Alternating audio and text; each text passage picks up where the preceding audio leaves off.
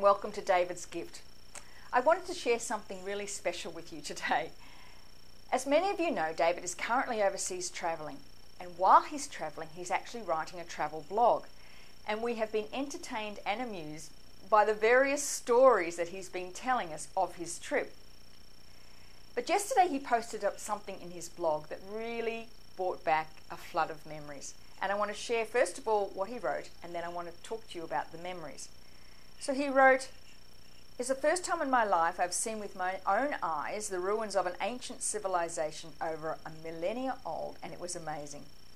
I got some great shots from as big as the wide shot of the monument to as small as engravings on the side of the marble stones.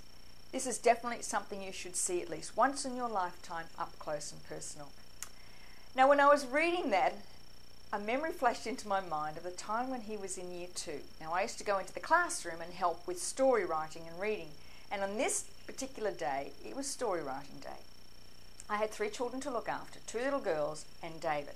Now, the 2 little girls were seated on my left, and they were writing furiously. I mean, the imagination was just flowing, and their little hands just couldn't keep up fast enough, I'm sure, with the thoughts that were coming from them. And I watched just a little bit of envy as their pages were filling up. And one girl in particular, after about 15 minutes, had almost 3 pages of story. On the other hand, David, sitting on my right, had written one line. No amount of coercion, no amount of cajoling, no amount of threatening was going to get him to move any further than one line. That one line said, "I like traffic lights." Traffic lights were his obsession at the time. That line said, "I like traffic lights." As far as he was concerned, that was his story. And I remember looking at these 2 little ones thinking, oh gosh, they're just going to go so far in their lives. And I had no idea where David was ever going to get it. Now I read these travel blogs and I realise that he did. You see, as parents, when we have children diagnosed on the autism spectrum, we can often get really caught up in things that are really not that important. Children who are diagnosed on the autism spectrum have no filter. They're not going to please people. So if a teacher asks him to do something, he has to have a damn good reason to do it. Just to please her, even for a mark, isn't what is going to be his motivating factor. Do during those times, it was really important for me to trust my intuition, to know exactly what the strategies we needed to learn. And one of those strategies I want to talk to you about right now is when we had our family dinners.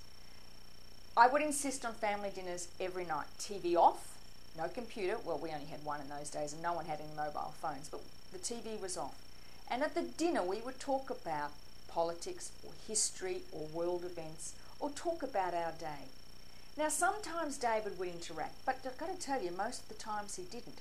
But we insisted on that as a strategy every single night. That was our tradition. It's only now I can see, even though at that point in time I didn't think he was paying attention, that he actually was. You see, I totally believe that when we create the reality around them, when we look at ways in which we can involve and immerse them, even at the time they may not be paying attention, when it becomes part of their whole world, they eventually fall into it or step into it. And that's why it's extremely important we become the role models for our children.